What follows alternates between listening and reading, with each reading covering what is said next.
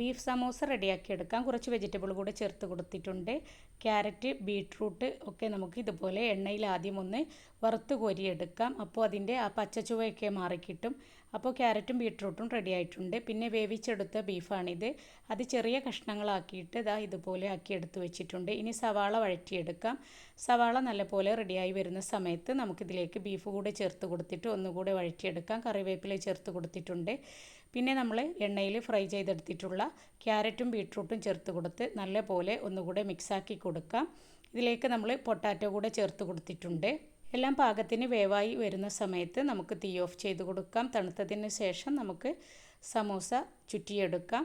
ആവശ്യത്തിനുള്ളത് എടുത്ത് വെച്ചിട്ട് ബാക്കി നമുക്ക് ഫ്രീസറിൽ ഇതുപോലെ സൂക്ഷിച്ചെടുത്ത് വെക്കാവുന്നതാണ്. ട്രൈ ചെയ്ത് നോക്കിയിട്ടില്ലെങ്കിൽ ഇതുപോലെ ട്രൈ ചെയ്ത് നോക്കിയിട്ട് നിങ്ങളുടെ അഭിപ്രായങ്ങൾ അറിയിക്കാനായിട്ട് മറക്കരുത്. പുതിയ പുതിയ വീഡിയോയുമായി വീണ്ടും കാണാം. ഇൻഷാ അല്ലാഹ്. Thank you.